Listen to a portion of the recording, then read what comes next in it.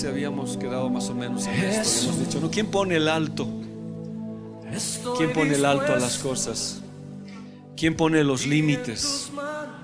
No vamos a ver el video tanto como lo hemos visto la anterior vez, vamos a ver otros videos. Pero ¿quién pone los límites? En la iglesia hay límites, en la familia hay límites. No se puede pasar los límites. Estos límites están establecidos. En mi hogar tengo límites. Matrimonialmente hay límites. Pastoralmente hay límites. La iglesia tiene límites. Si bien vivimos en un libre albedrío, este albedrío tiene límites, aunque pueda parecer medio que no concordara, ¿verdad? Y Pablo habla una de esas cosas que hemos dicho, ¿no? Si hay lenguas en la iglesia, si se hablan lenguas en la iglesia, sean pues por 2 o 3, tiene que haber límites. Porque si todos van a empezar a hablar en lenguas y no hay un orden establecido, si no se corrige esa situación, se quiebran los límites. Entonces Pablo habla, dice, si alguno habla en lengua extraña, sean esto por 2 o a lo más 3 y por turno, y uno interprete. Si tú sales de los límites, la iglesia se vuelve un caos, un desorden y hasta una anarquía. Peor aquel que no sabe dominar lo que Dios le ha dado, porque el don que Dios nos ha dado, nosotros lo podemos manejar. Y si no hay intérprete, calla en la iglesia y hable para sí mismo y para Dios. Entonces existen límites establecidos por el Señor. El verso 29, asimismo los profetas hablen 2 o 3 y los demás juzguen. No puede haber en la iglesia 5 o 6 profetas que se peleen por hablar de Dios, sino pongan límites y los profetas pues callen y dejen al otro que hable, si es de Dios, y los demás juzguen. Y si algo le fuera revelado al otro que estuviese sentado, calle el primero, porque podéis profetizar todos uno por uno, para que todos aprendan y todos sean exhortados, y los espíritus de los profetas estén sujetos a los profetas, pues Dios no es Dios de confusión, sino de paz, como en todas las iglesias de los santos. Cuando hemos hecho esta introducción, la pregunta que nos hemos hecho, ¿y quién pone límites a la alabanza? ¿Quién pone los altos a la alabanza? Si la Biblia son límites, entonces ¿quién pone los altos en la alabanza? Todos tienen dones, tenían muchos dones, pero ¿quién pone los límites? La Biblia puso los límites y Dios dijo, no hay límites. Y hemos dicho, no todo me es lícito, pero no todo es conveniente. Todo me es lícito, pero no todo edifica. Entonces esos límites se llama el triángulo del amor de Dios, de mi permisibilidad para hacer las cosas. Entonces me dice, no, hay ciertas cosas que tienes que hacer. Cuando el pueblo se desenfrena y no tiene límites, es terrible. ¿Ya? En Proverbios 29:18 en la versión Nuevo Pueblo dice, donde no hay profeta, donde no hay revelación, donde no hay enseñanza de Dios, el pueblo queda sin freno. Entonces hace lo que quiere la iglesia. El último libro de los jueces más o menos dice, ¿no? Cada cual hacía lo que bien le parecía. Entonces no había límites establecidos. Y ahí hemos empezado a hablar esto de los límites, ¿no ve? ¿Ya? Entonces la ley bíblica tiene límites, ¿ya? La palabra lícito dice, es permitido, pero conviene, ¿ya? Es provechoso, es beneficioso. Si por ejemplo hacemos algo en la iglesia y le metemos un ritmo, qué sé yo, está bien, es permitido, dice, pero edifica, es provechoso, es correcto, está dentro del límite de Dios, edifica a la iglesia, oikodemo, ¿ya? Construye, fortalece, estimula una casa y esclaviza. Bueno, esto hemos visto la anterior, pero solamente un poquito para hablar. Este es un video que hemos visto. Quiero ir ahora al hecho de lo que queremos hablar hoy. Hemos hablado también del contrafactum, ¿no ve?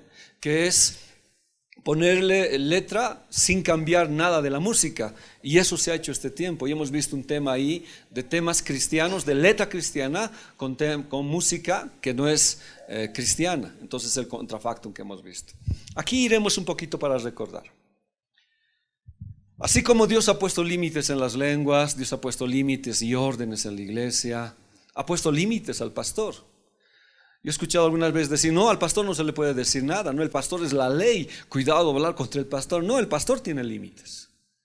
Cuando el profeta Natán fue donde David, le dijo, tú eres ese hombre, le puso un límite, tú has pasado el límite de Dios, te has metido con una mujer, por eso viene castigo de Dios sobre tu vida. Había límites. Entonces, para saber lo de Judá, yo necesito ir a esto, ¿no? Vamos a hablar, hoy no, pero vamos a ver los límites que hay. Por este lado, este es el que estamos viendo ahora. Limita con Edom, ¿ya? Judá es alabanza, ¿ya? Judá ha sido elegido por Dios para la alabanza. Y a partir de ahí, hay un límite que tiene. Ahora, si bien Judá tiene que conquistar, no tiene que permitir que Edom entre. Y muchas veces Edom entró. Había muchos reyes idumeos. Los Herodes eran idumeos, enemigos de Cristo. Entonces, cuando las fronteras se abren, o yo penetro, o yo salgo, o penetran, es peligroso para nosotros. Vamos a ver esta primera frontera. Génesis 36:1. Estas son las generaciones de Esaú, el cual es Edom. O sea, ya sabemos. Entonces, Edom, ¿quién es? Esaú. ¿Quién es Esaú? El hermano gemelo de Jacob, ¿no ve? Entonces, la Biblia nos está identificando. El primer límite es Edom. Si alguien es ministro de la alabanza, cuídese de este límite. Y este límite se llama Edom, que es Esaú. Vayamos a la siguiente, 36:8. Esaú habitó en el monte de Seir, Esaú es Edom. O sea, la Biblia en el capítulo 36 me identifica a Esaú como Edom 4 veces. ¿Ya? Veamos otra. Estos pues son los hijos de Esaú y sus jefes. Él es Edom, Génesis 36:19. Y la última del capítulo 36, ¿ya? 36:43. Magdiel e Iram, estos fueron los jefes de Edom, según sus moradas en la tierra de su posesión. Edom es el mismo Esaú, padre de los edomitas. Entonces el límite que me está mostrando aquí el Señor es Esaú. Entonces dice, ¿no? Si tú vas a ser un ministro de alabanza, si tú vas a tocar en la iglesia, si vas a participar en lo que es alabanza, ten cuidado de pasarte esa frontera. Esaú perdió su primogenitura. Cuando hablo de 4 veces, ¿se acuerdan que les dije, no? Mencionar una vez un nombre está bien, ¿no? Si alguien dice, no, Misael, está bien. Cuando Dios repite 2 veces el nombre, es que hay algo importante. Pero cuando se repite 3 veces y 4 veces, es más grave. En este caso se repite 4 veces y nos dice que Esaú es Edom, ¿ya? Entonces, cuando una cosa es repetida 3 veces, es de verdad firme. Y nos está diciendo la Biblia, ¿no? Tienes que cuidarte de esta frontera, de Esaú. Pero la 4ª, si nos repite una 4ª vez, es inamovible. Ahora, esto de inamovible es como le digo, no estoy hablando de algo que no va a ser conmovido, porque Dios está conmoviendo. Es algo, ¿cómo se llama? No encuentro la palabra, relativa en cierto sentido, porque cuando Dios interviene ya no es inamovible. Pero mientras la iglesia no sepa, esta tribu de Edom siempre va a acompañar. O sea, dice que después de Israel, esta es la tribu más sobresaliente que se ha mantenido oculta en la Biblia, oculta para los que están viendo la palabra, para que no conozcan quién es Edom. Nosotros conocemos a Egipto, Babilonia, Siria, pero Edom es el que se esconde. Y ellos, dice, se van a mantener firmes 3 veces y 4 veces inamovibles. O sea, no se van a querer mover de la iglesia ni de las cosas del Señor. Porque ¿qué quieren hacer? Echar a perder, ¿qué cosa? La palabra, ¿ya? Ahora, este Edom, Proverbios 30:15, ¿qué dice? La sanguijuela tiene 2 hijas que dicen, dame, dame. 3 cosas hay que nunca se sacian, aún la 4ª nunca dice basta. 21. Por 3 cosas se alborota la tierra y la 4ª ella no puede sufrir. Proverbios 30 nos habla harto de esto. 3 cosas son terribles. La sanguijuela, que tiene una ventosa que agarra y chupa sangre, y la otra que sostiene, siempre está, dame, dame, dame. Cuando Edom entra, ya como sanguijuela, y se afirma y quiere quedarse inamovible, empieza a chupar la alabanza de la iglesia, la destroza, ya, la va destrozando. Ahora, ¿cuáles son las cosas que se alimenta? Dice que es el desierto, la matriz estéril, el fuego y una más que hay que está en Proverbios que se alimenta, ¿ya? Ahora, si nosotros seguimos viendo esto, este es un hebraísmo. Cuando hablo de hebraísmo es como un modismo que tienen para indicar que la maldad de Edom ha llegado al clímax, ¿ya? Al clímax. ¿Se acuerdan lo que dice Dios? Ya los cananeos han llegado al colmo, por eso los voy a destruir. Llegar al clímax es llegar al zoom del pecado, al zoom de la situación. Y esa era la frontera que Judá no debería traspasar, ¿ya? Esta figura de 4 significa insaciable de pecado, de un corazón no transformado. Ahora esto se puede convertir hasta en atadura. El 4 puede convertirse en atadura. ¿Por qué? Porque hay alguien que no se sacia del pecado. Aún siendo hijo de Dios, puede como la sanguijuela comer y no saciarse. Vamos a ver un poquito esto de la sanguijuela, ¿ya? Los que conocen la sanguijuela. Proverbios 30:15. La sanguijuela tiene 2 hijas que dice: dame, dame. 3 cosas hay que nunca se sacian. Aún la 4ª dice: basta. Por 3 cosas se alborota la tierra, y la 4ª, ella no puede sufrir, ¿ya? La sanguijuela, su nombre en el hebreo es aluká, significa chupar sangre. Algunos le dicen el vampiro de los animales, ¿ya? De los gusanos, a la sanguijuela. Dice que es un gusano que chupa la sangre, y con sus mandíbulas cortantes penetra la piel, ¿ya? Corta la piel del hospedador, en este caso ya sea del ser humano o del animal, y chupa con su cavidad bucal, mientras con la otra se coge fuertemente, ¿ya? Y va chupando. Dicen, viendo así bien rápido, dice que hasta aumenta 10 veces su tamaño con la sangre que chupa, y nunca revienta. Es insaciable, sigue chupando y sigue chupando. Si yo aplicara muchas de estas cosas, hermanos, lo que hablamos, por ejemplo, el domingo, el proceso de los Adanes, ¿se acuerdan? Hemos hablado cómo empieza el primer Adán, el segundo Adán, y vamos a hablar de los 7 Adanes para llegar a los Elohims. Y decía, ¿no ve? El primer Adán, su nombre es rojizo, hecho de sangre, color sangre. La sangre tiene que ser la parte importante para empezar. Y estas sanguijuelas quitan eso, quitan. Son insaciables. Entonces, el primer enemigo que tiene Judá para no traspasar sus fronteras es esta, ¿ya? Que chupan, que agarran, que destrozan a los ministerios. Estas sanguijuelas dice que abundan en arroyos y ríos del Oriente Medio, ¿ya? Las crías de estos se llaman los limnatis nilotica, que están en el agua. Cuando uno bebe, dice que se adhiere a las cavidades, a la cavidad nasal y a la laringes o la epiglotis de su huésped, donde crece con rapidez y no se la puede extraer con facilidad. La epiglotis está detrás de la lengua, más o menos por la laringe, ¿ya? Entonces, esta epiglotis, su función es no dejar pasar la comida a los pulmones, ¿ya? A la tráquea, si no pasa al esófago. Entonces, esa epiglotis hace una función, es como un cartílago que cierra, porque si estuviera abierto, hermanos, la comida se pasaría al pulmón. Cuando alguna vez nos hemos atorado, ya ha pasado, ¿verdad? Es terrible, y el organismo que hace, lo expulsa.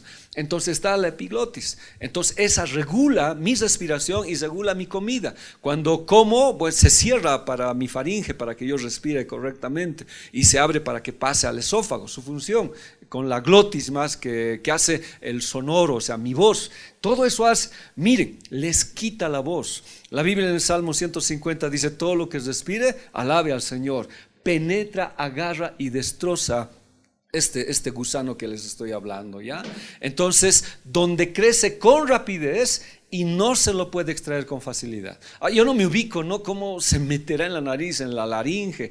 ¿Cuál será la situación terrible de este animal?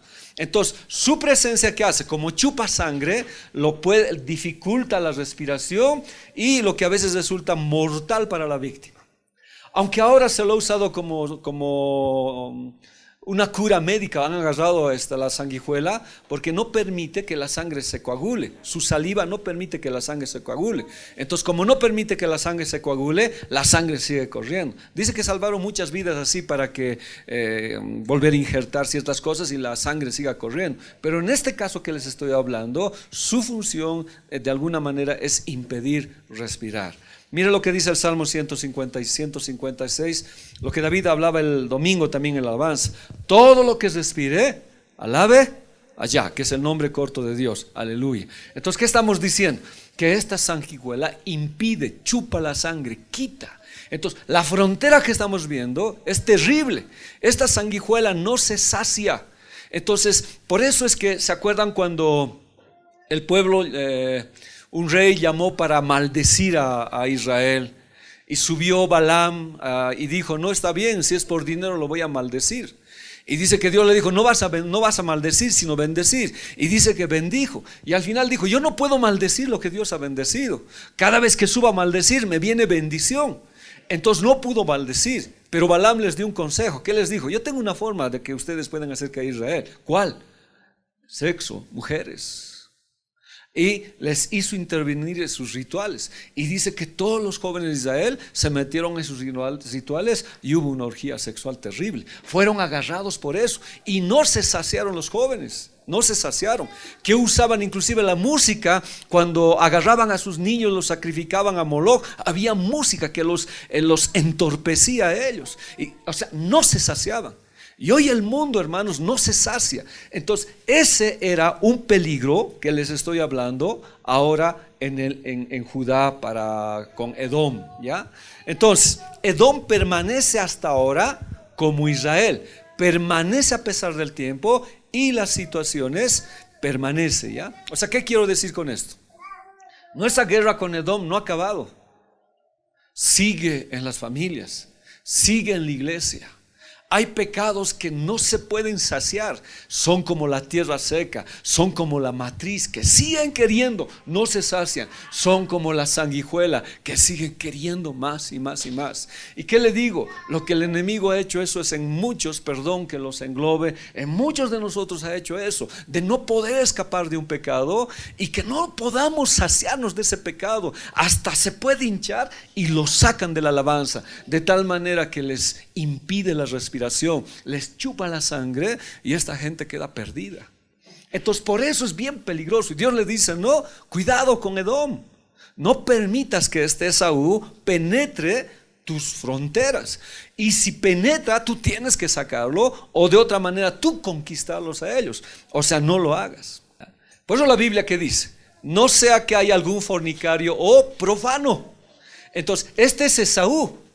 Entonces el problema de Esaú, de Edom, ¿cuál es? Fornicario y profano, ¿ya? Como Esaú. Y la Biblia nos dijo 4 veces, Esaú es Edom, Esaú es Edom, Esaú es Edom, Esaú es Edom. Entonces un peligro. Ahora, yo puedo hablar integralmente para la iglesia, pero como estamos hablando de la alabanza, de la música, un peligro para los músicos. Estoy hablando de hijos de Dios, ni siquiera de afuera. ¿Cuál sería? La fornicación. Si estoy hablando aquí adentro, ¿cómo creen que será afuera? Nadie dice nada. ¿Cómo creen que será afuera? Si es un peligro aquí, hermanos. Ahora, esa palabra que hemos estudiado dice, ¿no? Miren, cuando Jacob y Esaú nacieron de un mismo padre. ¿Quién es su padre? Isaac. ¿E Isaac quién es su padre? El padre de la fe. Ambos nacieron del padre de la fe, con las mismas posibilidades de heredar las promesas de Dios, con las mismas posibilidades de que de Esaú viniera Jesús. Corría el ADN, corría la genética de un hombre que recibió a Cristo. Circulaba la sangre de Abraham, el padre de la fe. Las promesas eran para Esaú. Pero ¿qué ocurrió con Esaú? ¿Ya? En ningún momento, hermanos, en un momento dado, este hombre Esaú decidió cruzar ¿qué cosa? Los límites. Él tenía la promesa, de él hubiera venido el Señor Jesús, pero al convertirse en Edom, él pasó al otro lado y se convirtió en insaciable en el pecado. Es tal que cuando dice él tenía hambre, ¿qué despreció? La primogenitura, no le interesó. Se casó con 2 mujeres cananeas, una ismaelita y eteas más. Hizo a un lado todas las cosas del Señor. Dice que era un hombre amador del mundo, de los deseos carnales. Un hombre que no le importaba las cosas del Señor. La palabra fornicario es pornos, ¿se acuerdan? Pornos. Deriva del verbo pernemí, que significa prostituto. Ahora, la prostitución no implica siempre la situación sexual, sino alguien que ha dejado a Dios por otros dioses, se ha prostituido. Significa venderse. Y Esaú se vendió por un plato de lentejas, ¿ya? Por eso a la gran ramera que se le llama porne, porque se vende a sí misma por dinero. Entonces este hombre vendió todo, se convirtió en un porno. Entonces, por eso dice la Biblia, no cruces esa frontera, cuidado. Pero ahora esto es general para todos, hermanos. Yo no solamente quisiera hablar de nosotros, de la alabanza, por decir, en su sentido estricto, sino de cada uno de nosotros que somos parte de las cosas del Señor. Que el enemigo, si el enemigo nos hace cruzar la frontera, podríamos estar entrando en esa situación de fornicación. Vamos a ver lo que dice Génesis 36, 1-3. Mire, estas son las generaciones de Esaú, el cual es Edom, otra vez. Esaú tomó mujeres de las hijas de Canaán. La promesa de Dios era: no, nunca te vas a juntar con las hijas cananitas. Porque las cananeas y los cananeos tenían relaciones sexuales con animales. Era una situación. Por eso la Biblia en Levítico dice: no tendrás relaciones sexuales con tu hija, con tu madre, etc. Habían pervertido toda esa situación. Y este Esaú, siendo hijo de un hombre de la fe, siendo hijo de Isaac, siendo hijo de Abraham, un día él, por cuenta propia, por decisión propia, decide cruzar la frontera, salir de los límites de Dios. Jacob se había casado, se había salido, pero él, ¿qué decide? Buscar 2 mujeres cananeas: a Ada, hija de Elón, eteo, y a Jolibana, hija de Ana, hija de Sibón, heveo, y a Besemat, hija de Ismael, hermana de Nebaiot. Los hijos, por lo menos estoy hablando en este lugar, los israelitas, jamás podían buscar una pareja que no sea del Señor. Ahora, actualmente inclusive hemos dicho: no os unáis en yugo desigual, dice. Pero esto era bien profundo. ¿Por qué? Porque iba a venir el Mesías. ¿Se acuerdan que las jóvenes vestían una vestidura por el interior? Y esa vestidura significaba ¿qué? Que estaban esperando, posiblemente ellas iban a ser, ¿quiénes? Las que podían ser al Mesías. Entonces tenían su ketonet. Y el ketonet era una vestidura adentro de santidad, de virginidad.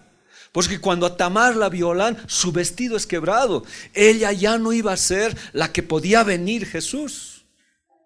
Entonces, cuando hay fornicación, se rompe esa línea.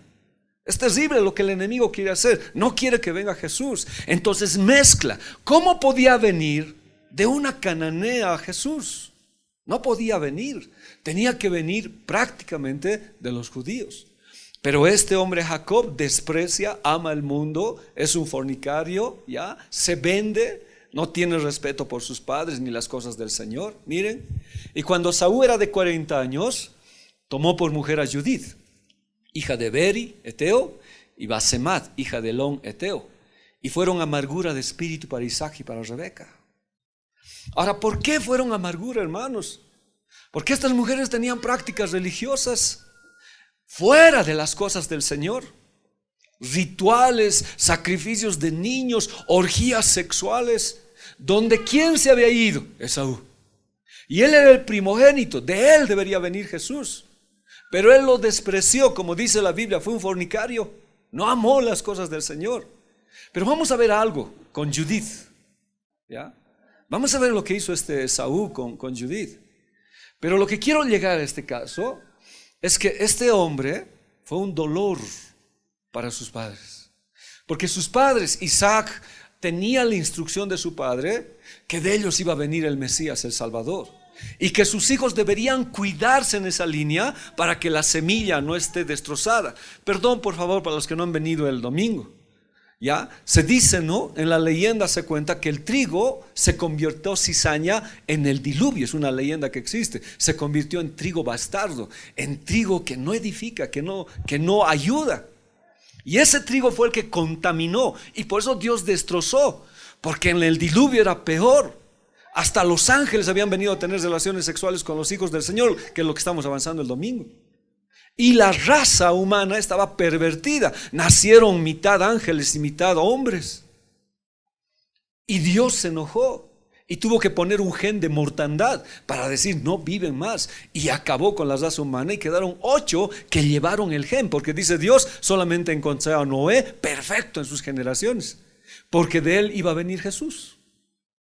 Y en este caso, hermanos, este hombre, Esaú, destroza sus principios.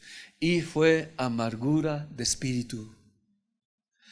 Y creo que esto es lo mismo para nosotros. Yo puedo ser amargura de espíritu para Dios según mi comportamiento. Yo puedo ser amargura de Dios según las cosas que yo haga.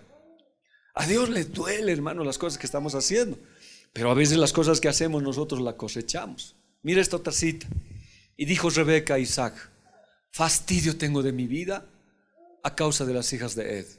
¿Qué hacían sus yernas? ¿Qué es lo que hacían? Si ya no alababan, o sea, prácticamente lo sacaron a Esaú una vida mundana total. Y Esaú se vendió a una vida mundana antes de servirle al Señor. ¿Cómo lo hizo? Primero con un plato de lentejas, luego se vendió a sus deseos y ahí acabó lo que él tenía como bendición, la primogenitura. Y Dios lo pasó a Jacob. Y la Biblia dice: a Jacob amé y a Esaú aborrecí. ¿Por qué? Ahora, ¿por qué Dios antes ya conocía? Por las decisiones que este hombre hizo, ¿ya? Y Rebeca dice: ¿para qué quiero la vida? Yo creo que hasta ahora los padres nos preocupamos por los hijos, ¿no? ¿Con quién se va a casar mi hijo o mi hija?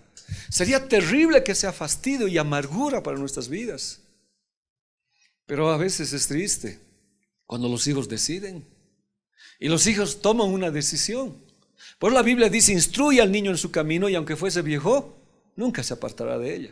No es traerlos cuando están jovencitos, es mejor desde antes traerlos a las cosas del Señor.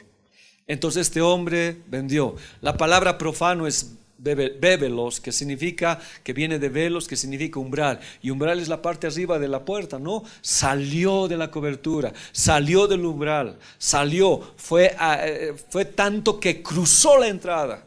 Fue a lugares prohibidos, no tenía límites, cruzó lo que Dios había prohibido. Se casó con mujeres cananeas, trató lo sagrado sin el debido respeto. No respetó a sus padres, no respetó a Dios, no respetó su primogenitura, lo echó todo a perder. Para el colmo se casó con cananeas, tuvo hijos cananeos, tuvo mezcla de hijos. Fue terrible, hermanos. De esa descendencia no podía venir Jesús. Ahora, si nosotros quedamos a eso y vamos a eso, entonces ¿cuál es el peligro en la alabanza? Mezclarnos. El peligro de Dios que nos está diciendo hoy es que podemos mezclarnos. No tuvo ningún miedo de tomar mujeres idólatras sin temor de Dios y con prácticas abominables, ¿ya? Fue amargura para sus padres. Este hombre Esaú, de verdad, aunque lloró después, no podía. ¿Eso qué es? Una alabanza vendida, una alabanza porno, una alabanza que no tiene respeto a Dios, una alabanza que no conoce los límites, una alabanza que cruzó los límites, lo profano, abrió las puertas o dejó entrar o salió. La tribu de Judá jamás debe permitir eso. Ahora nosotros estamos diciendo, ¿cuáles son los límites? ¿Dónde están los límites para la alabanza? ¿Dónde podemos nosotros verlo? Esaú, entonces, ¿qué representaría? La naturaleza carnal de Abraham. Si bien Abraham es el padre de la fe, este Esaú representa la carnalidad. Génesis 25:30. Dijo a Jacob: te ruego que me des de comer de ese guiso rojo, pues estoy muy cansado. Por tanto fue llamado su nombre Edom, por lo rojo, ¿ya? Pero este hombre nunca tuvo interés de las cosas del Señor. Teniendo una gran bendición en los dones, los prostituyó y los vendió. Y terminó sin nada. Aunque hubo bendición, terminó sin nada. Cuando hemos leído 1 Tesalonicenses 2:1 dice: pero con respecto a la venida de nuestro Señor Jesucristo y nuestra reunión con Él, os rogamos, hermanos, no se dejen mover fácilmente de vuestro modo de pensar, ni os conturbéis ni por espíritu, ni por palabra, ni por carta, como si fuera nuestra, en el sentido de que el día del Señor está cerca. Nadie os engañe en ninguna manera, porque no vendrá sin que antes venga la apostasía y se manifieste el hombre de pecado, el hijo de perdición. Hoy, hermanos, la deserción de la verdad está increíble. A veces yo quedo admirado y Dios nos permite a nosotros caminar en la verdad. Dice la Biblia: conoceréis la verdad y la verdad os hará libres. Pero cuando uno deserta de la verdad, sale de la verdad, rechaza la fe, deslealmente se separa de la fe del Señor, se convierte en un apóstata. Salió de los límites. Entonces, ¿en qué instante la alabanza salió de los límites? ¿Se acuerdan del becerro y del casi becerro? Salieron de los límites y decían: ese es el Señor, pero hicieron orgías. Génesis 26:34. Y cuando Esaú era de 40 años, tomó por mujer ¿a quién? A Judith. Vamos a estudiar a Judith, bien poquitito, pero su nombre verdadero es Yehudit, que es el femenino de Yehudá. ¿Y quién es Yehudá? Judá. Entonces Yehudit significa también exaltar, celebrar, y en el original significa adoradora del Eterno, o la que exalta al Eterno, ya que es el femenino de Yehudá, o sea, de Judá. Entonces el femenino de Judá es Judith, ¿ya? O Judith es el femenino. Pero mire, este femenino que estamos hablando hoy, esta situación de alabanza, ¿qué es? O sea, ¿cuál es su nacionalidad? Tiene nombre hebreo, pero ¿qué nacionalidad tiene? Cananeo. Cananeo. Entonces, ¿de qué le vale que el nombre sea yo alabo al Eterno? Era cananea.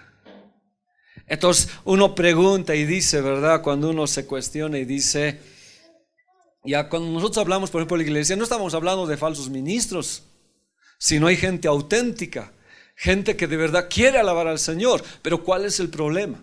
Pueden tener nombre hebreo la iglesia, muchas cosas, el ministerio mismo, pero como no conoce la verdad, a veces traspasan los límites. ¿Y qué cometen? Apostasía. Entonces, una pregunta que uno se hace, ¿no? ¿Qué pasó? Cuando pasaban los madianitas, mercaderes, sacaron ellos a José de la cisterna y lo trajeron arriba y lo vendieron a los ismaelitas por 20 piezas de plata y llevaron José a Egipto. ¿Quién hizo eso? Judá. Judá se volvió mercantilista y dice, no, ¿qué provecho tenemos de matarlo a nuestro hermano? Más bien lo venderemos. Entonces, en este caso, esta Judith, que viene de Yehudá, significa descendiente de Judá, de la alabanza. Pero esta Yehudith es cananea. Entonces la pregunta es, ¿a quién exaltaba? ¿A quién adoraba?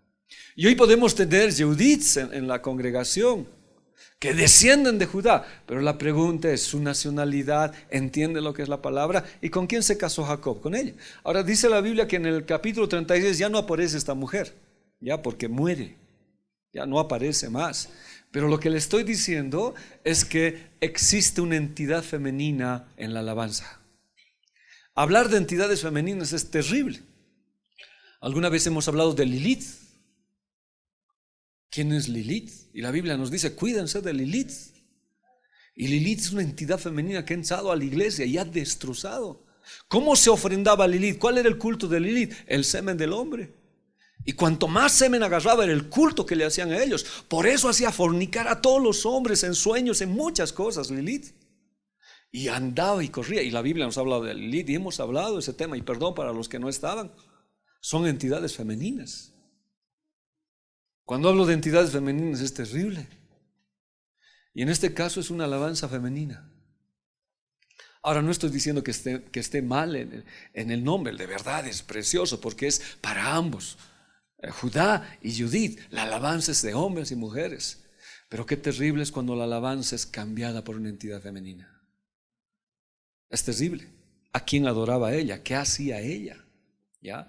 La otra esposa de Esaú se llama Basemat, ¿ya? O su nombre es Bosmat, significa fragancia. Es la palabra femenina de Besem, fragancia, perfume aromático, ¿ya? Viene de otra palabra basán, fragante, bálsamo.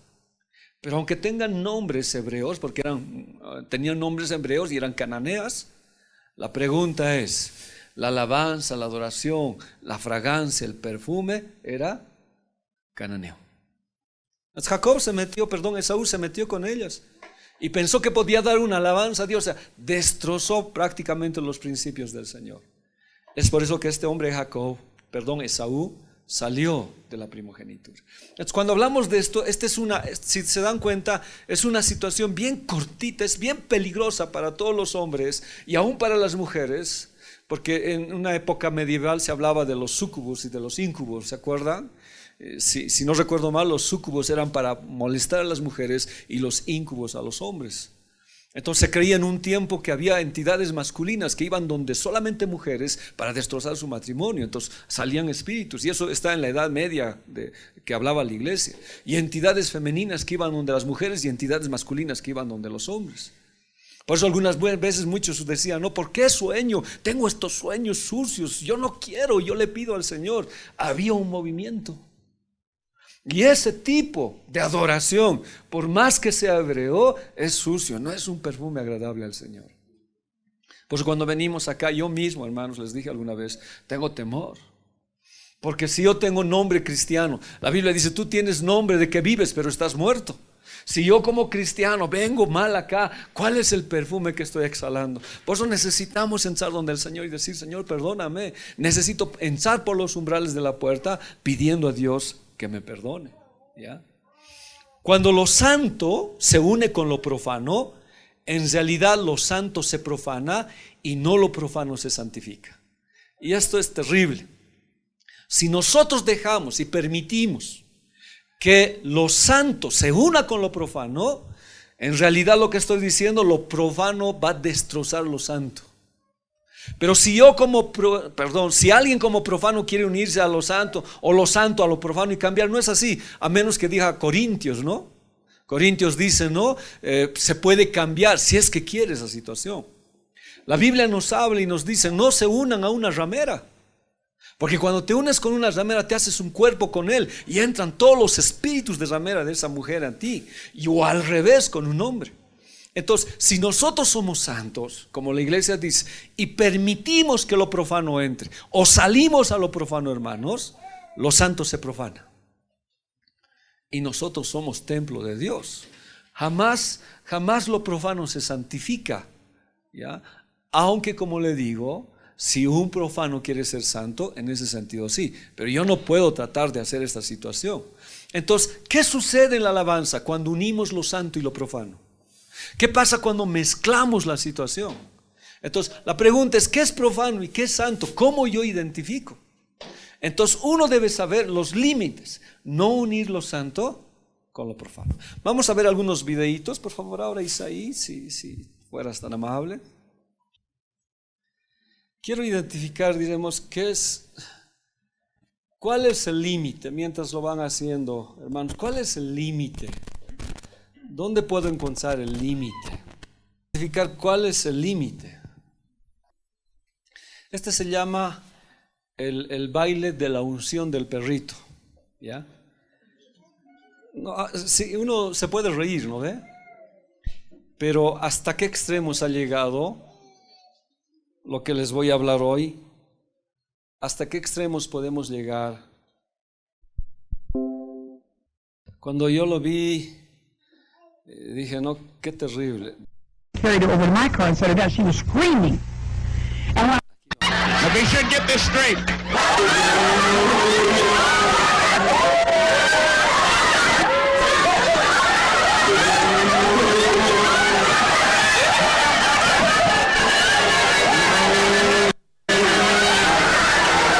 El pastor oró y dijo, no hay una nueva unción. Y esta unción se llama la unción del perrito. Y cuando pongamos la unción, todos se van a convertir perritos y van a ladrar. Inclusive a un hermano con correa lo van a llevar. Pregunto, ¿ese es un límite? ¿Tendríamos un límite ahí? ¿O dónde está la situación?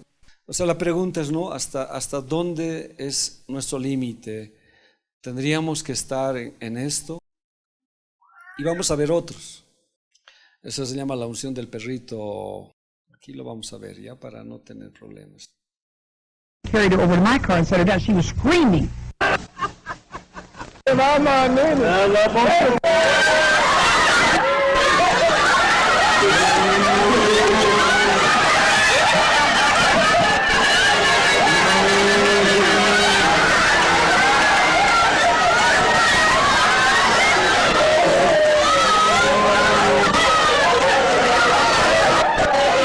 They think Toronto's something. Wait till they come to Boston.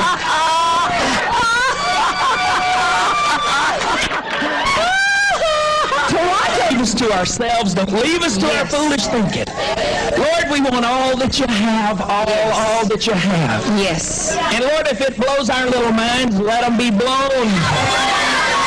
Father, we want all of what you have, all of what you have. We thank you. Hallelujah. Hallelujah.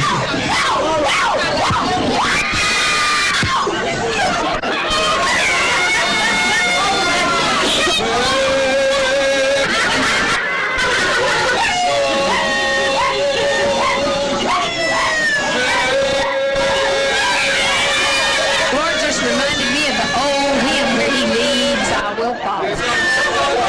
And he had a, God told me to look at him, and I looked at him, and he had a tie on, and on, I don't know if he asked me to do that, Lord. He said, if I ask you, will you do it? He said, if I can't ask you to do something in your own house, how are you going to do it out there? So,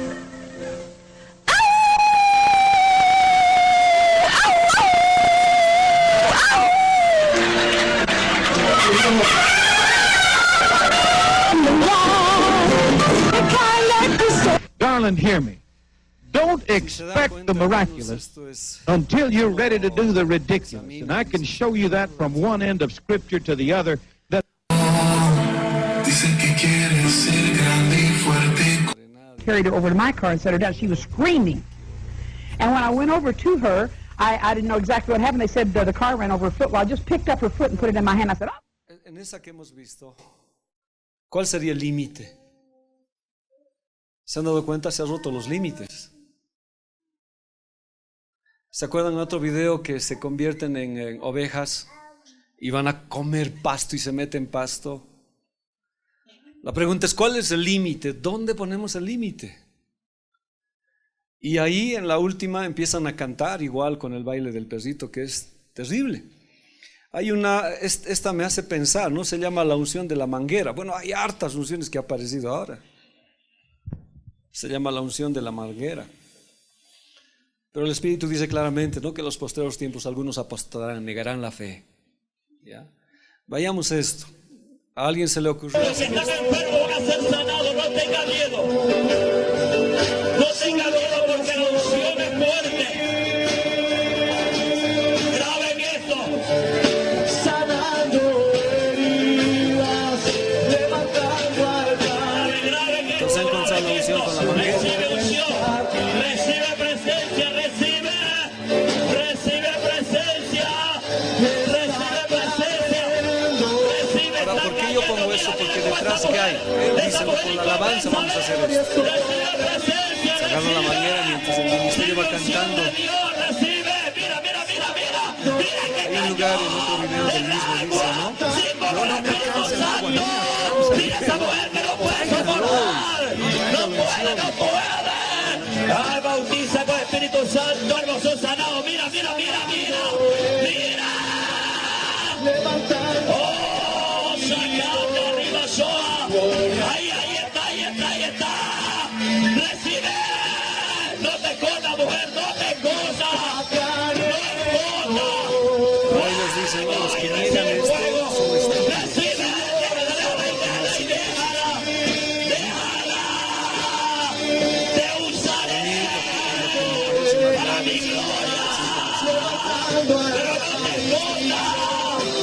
No te escondas. Esta es la gloria de Jehová. Esta es la gloria, recibe. Pastora, recibe. Y controla. Recibe. Esta va al Padre de Dios. Mira que esto no es cuento. Esto es poder de Dios. Para que blasfemen los idiotas. Para que blasfemen los idiotas. Para que blasfemen. O sea, si hablamos mal de esto, ¿qué es eso? Poder de Dios. Llénalo. Cuídalo. A los locos, Señor, los que tengo te doy. Evangelista. Para la gloria de tu nombre, Señor. Déjalo que el Espíritu Santo. Déjalo nomás, déjalo tranquilo. Y el poder de Dios le está sacando todo. Está limpiando. Sí, Señor. límites ahí. O sea, uno pregunta, ¿no? ¿Dónde vemos los límites? ¿Dónde están? ¿Se han dado cuenta que el gran problema de la iglesia es esa? Cuando uno no conoce la palabra, no hay límites. Y cuando no hay límites, ocurren estas situaciones. ¿Se acuerdan que hemos hablado de esto? Pero iremos esto más, ¿ya? La unción del palo, ¿dónde está? Aquí está la unción del garrote. Y la unción de las patadas. Ya no he podido agarrar, el pastor a patadas los agarra y ellos quedan llenos, dice. Ya era mucho poner, ¿no?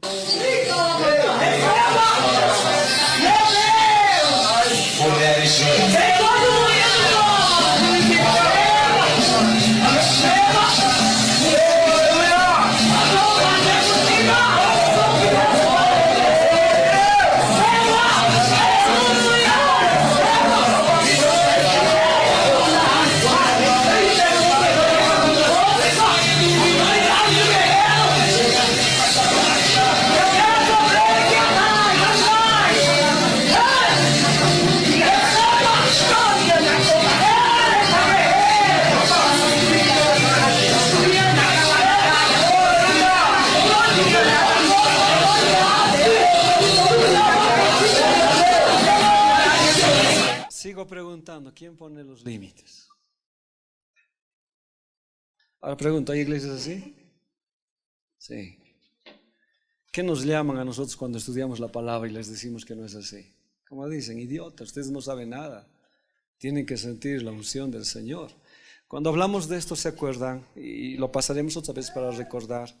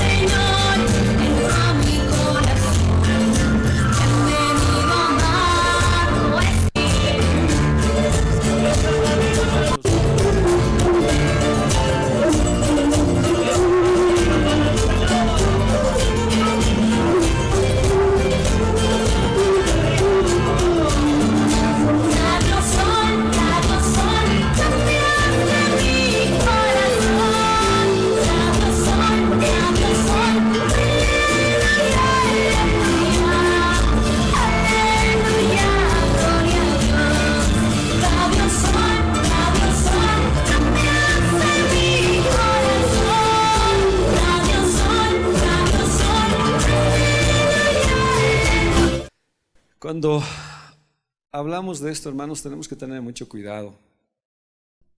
Cuando analizamos esta situación, uno pregunta, ¿no? ¿Quién pone los límites? ¿Dónde están los límites? Perdón. La situación sí se ha desbocado. La Biblia decía, ¿no? Donde no hay freno, donde no hay profecía, donde no hay revelación de Dios, el pueblo se desenfrena. Si nosotros buscáramos y viéramos qué cosas ha desenfrenado el pueblo, aún nosotros tendríamos que ver en qué nos estamos desenfrenando, qué es lo que está ocurriendo, qué es lo que está pasando. Necesitamos con mucho cuidado discernir estas situaciones y ver. Por eso cuando hemos visto varios puntos, hemos encontrado cosas terribles, ¿ya? Y Esaú tipifica eso. Entonces esa es la frontera que uno debe cuidar. Esa es la frontera que uno tiene que tener muchísimo cuidado, ¿ya? Entonces cuando hablamos de esta situación, hermanos, lo que la Biblia nos está diciendo es, no crucen la frontera, no cruce la frontera. ¿Cuántos han cruzado la frontera?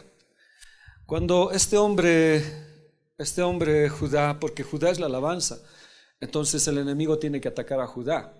Entonces Judá dijo no a sus hermanos: ¿qué provecho hay que matemos a nuestro hermano y encubramos su muerte? Venid y vendámoslos a los amalecitas. La palabra provecho es betzá, ganancia deshonesta. ¿Ya? Los madianitas, mercaderes, shachar, comerciar, viajar, dando vueltas, hacer negocio con la alabanza. Luego lo vendieron a los ismaelitas. O sea, fue un negocio. Primero lo vendieron a los madianitas, luego a los ismaelitas, aunque dicen que algunos era el mismo que hemos avanzado la anterior vez. Pero la pregunta es, ¿qué provecho le podemos sacar a la alabanza? Esta pseudo profeta Ana Méndez le hace hablar al dinero, ¿no? O sea, ¿qué provecho podemos sacar de la iglesia con la música? Por ejemplo, ¿qué provecho se puede sacar con esa morenada en la iglesia? ¿Más gente? Porque está bien, qué bueno. Yo pensé que era prohibido. ¿Cómo podemos hacer una ganancia deshonesta con esto? ¿Ya? Mejor que matar la alabanza, ¿qué es mejor para el enemigo? Pervertir la alabanza. Entonces cuando Judá estuvo en eso, Judá dijo, no, ¿qué provecho sacamos de matarlo? Y de Judá viene Jesús. Pero estamos viendo cómo el enemigo pervierte y él dice, no, ¿qué provecho? ¿Cómo puedo comerciar? Matarlo a José no va a ser provechoso, aunque en realidad quería salvarlo, pero matarlo no va a ser provechoso. ¿Qué sería lo provechoso? Saquemos provecho. Una ganancia deshonesta, vendámoslo. Si hoy la iglesia vende la alabanza, se dice, ¿no?, que mínimamente los artistas cristianos cobran $20,000, mínimamente. Y que muchos prefieren ser artistas cristianos que artistas del mundo, mínimamente. No quiero mencionar muchos nombres, pero leyendo dicen, no, tales artistas han ganado tanta plata que son cristianos que ya no necesitan trabajar, pueden vivir el resto de sus vidas cómodamente y muy bien, solamente reproduciendo su alabanza. ¿Qué beneficio le saco? Hermano, David un día nos mostró me gustó mucho, ¿no? Salió un aviso publicitario en un periódico que decía, busco socio para abrir iglesia. Buena inversión, decía, ¿no se acuerdan? ¿No? Buena inversión y grandes ganancias. Comunicarse con el pastor tantos. ¿Qué beneficio sacaríamos? Hoy las iglesias están sacando provecho a través pero lo más grave, hermanos, o sea, a mí lo que me choca es cómo la gente puede quedar atrapada por esto. Una gente sin conocimiento le viene una unción que no es de Dios. Y esa unción destroza sus vidas, que no es del Señor. Entonces hoy las iglesias están sacando beneficio. O sea, no es el reino de Dios, sino beneficiarse. ¿Por qué creen que el gobierno está tan metido queriendo saber cuánto hay en la iglesia? ¿Qué hacen? ¿Cómo lo hacen? Casi lo que se dice, no son patriarcados, son familias que se están repartiendo el dinero. Cuando se saque a luz se sabrá pues cuánto gana el pastor, su hija, etcétera, etcétera. Que no tendría uno que tener miedo, pero se está haciendo, diremos, un negocio con la iglesia. Pero ¿cuál es el otro negocio? La alabanza. La alabanza, hermanos. Por eso les decía, ¿no? Casarse hoy por la iglesia cuesta. Un ministerio, ¿cuánto cobra? $6,000. Mejor hay que casarse de la manera judía nomás. Eran coros de varones y coros de mujeres que cantaban. El negocio de la alabanza, dice, es buena y hay que sacarle provecho.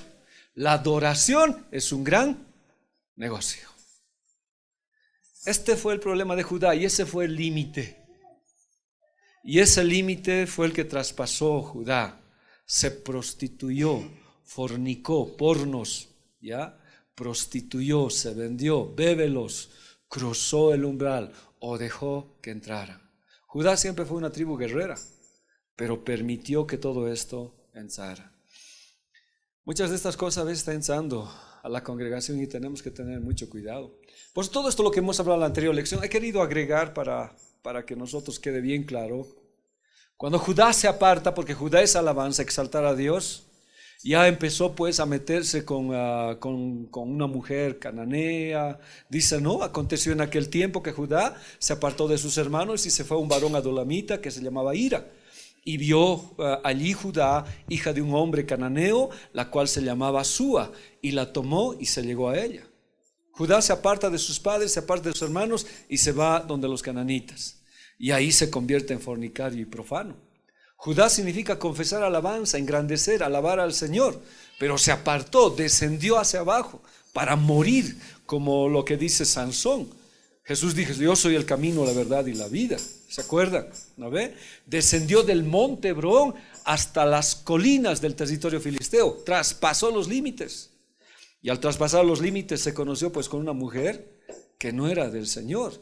Y ya Isaac le dijo: no, juramen que nunca se casen, nunca mezclen la semilla, tiene que venir Jesús, nunca te prostituyas. Pero este hombre lo hizo. Y este hombre salió, a no ser que no interviniera el Señor Jesús, que intervino, vino. La palabra ir es esplendor, nobleza, independencia. Su es prosperidad. Y Shu es camar, riqueza. Cananeo, kenani, mercader, comerciante.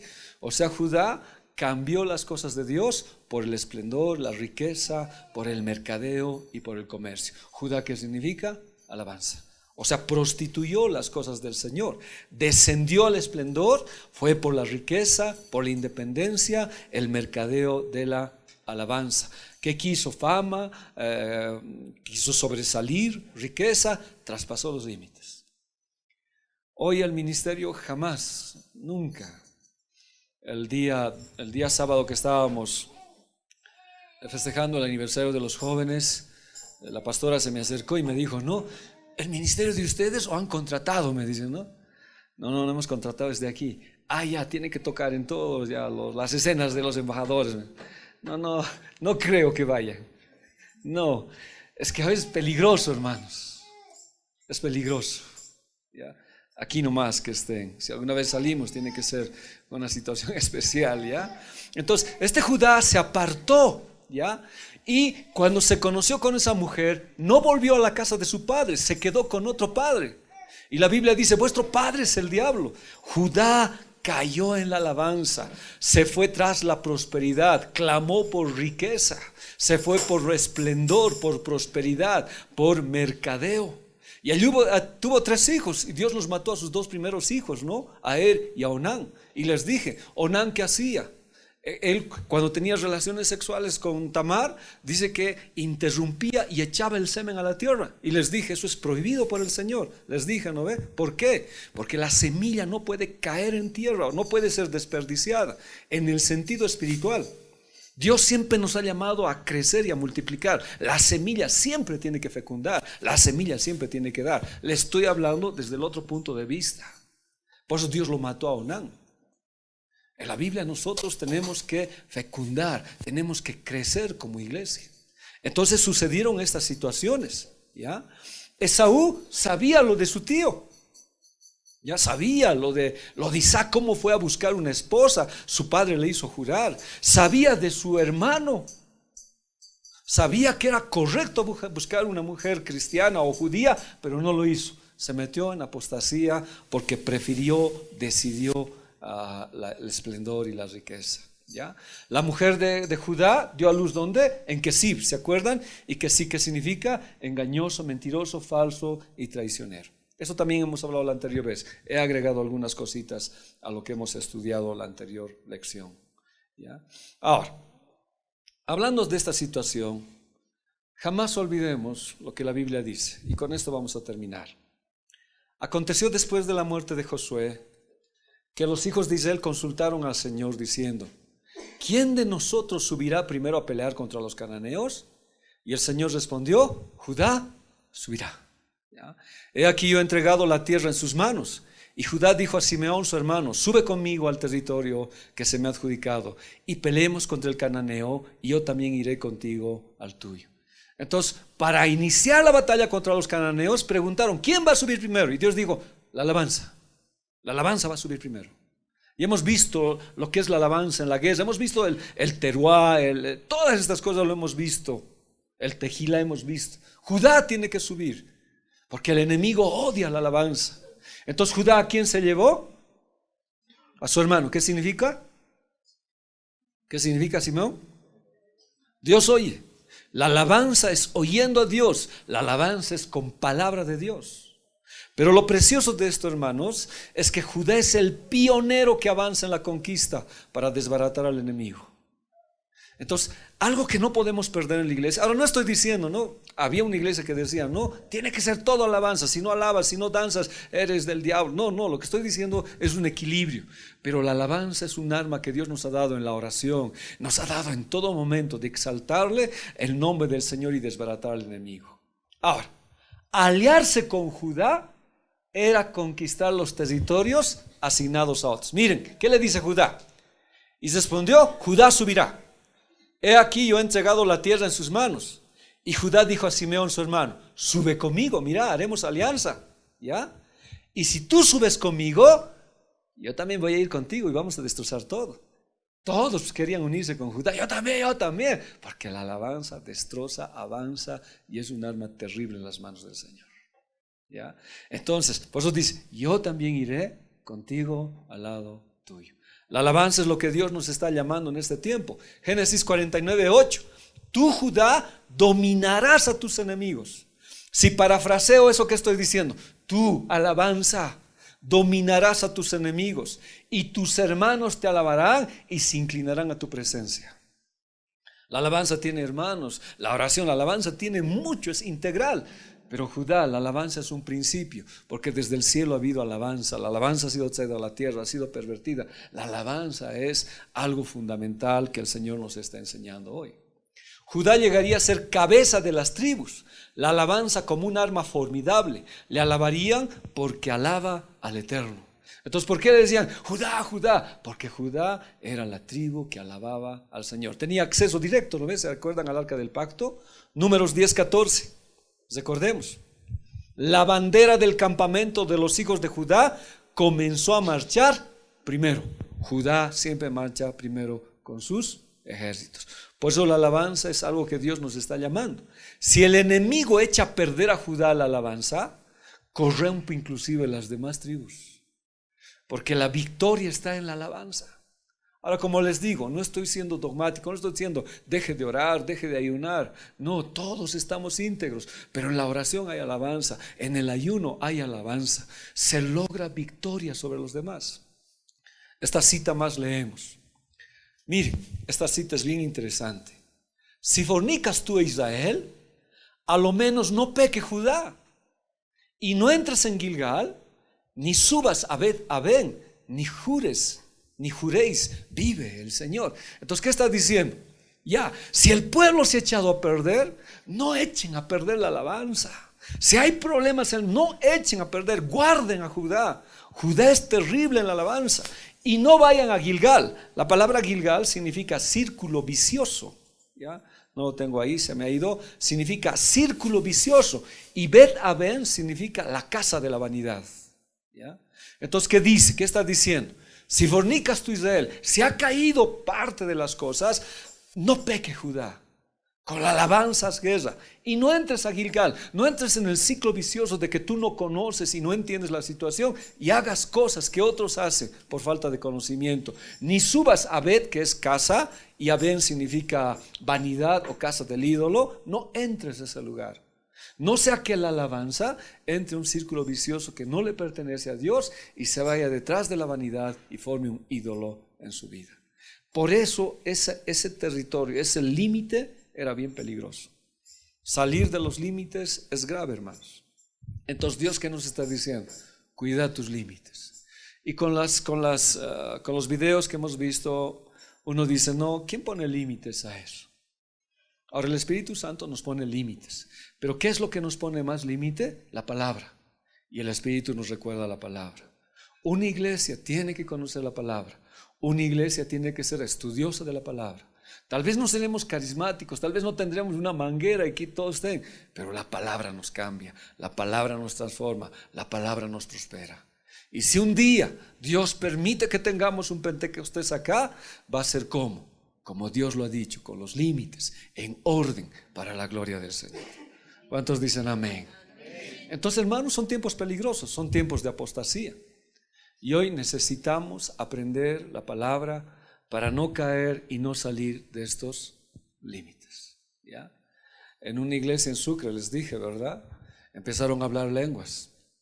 Y cuando empezaron a hablar en lenguas, y les comenté, y perdón que lo repito otra vez, porque es algo que yo lo he conocido, ¿no? Y cuando hablaba en lenguas, el susodicho hermano, nadie entendía, todos glorificaban, qué lindo lenguas en la iglesia. Hubo un misionero que vino de África, ¿no? Y él se sorprendió y lo hizo callar, y al pastor le dijo, ¿tú sabes lo que está hablando él? No, dijo, él está maldiciendo la iglesia y está maldiciendo tu vida. No hubo quien interprete las lenguas. La Biblia dice, si alguien habla en lenguas, pida a Dios, ¿qué cosa? Interpretarlas. Si no, calle y hable a Dios. Ahora, alguna vez Dios nos va a hacer hablar, pero Dios va a poner en orden. Hay límites para todo. Cuando dancemos en la iglesia, ¿habrá límites? ¿Cómo es? Tiene que haber, pues. Cuidado que hagamos orejita con orejita, piecito con piecito, vamos a salir del límite. ¿Se acuerdan que hemos hablado? La danza era parte de la alabanza. Eran hombres con hombres y mujeres con mujeres en rondas. Hoy yo veo en las danzas cristianas parejas, hermanos. Ha cambiado la situación, pero los límites de la alabanza nos van a ayudar. Que el Señor nos ayude, hermanos, que el Señor nos ayude. No sé si grabaron la prédica del domingo, David. No sé si alguien lo grabó, creo que lo grabaste, Franz, ¿no? Ruéguenle a Franz, porque eso nos habla de los procesos del cambio de los hombres, ¿no? Ruéguenle, dice, ¿no? Si hay, porque eso te va a hacer entender cómo empieza primero, cuál es el segundo paso, tercer paso, cuarto. Este domingo vamos a hablar de los Gulgolets, vamos a hablar de los Baales. Ya hemos hablado de los Adanes, de los Ish. ¿De quién más? De las Ishas. ¿De quiénes? Hemos hablado de los Adanes, de los Ish, de los Enos y de los Geber. Y los Geber fueron llamados por Dios para pelear contra los Gibor. Y los Gibor son los gigantes de este último tiempo.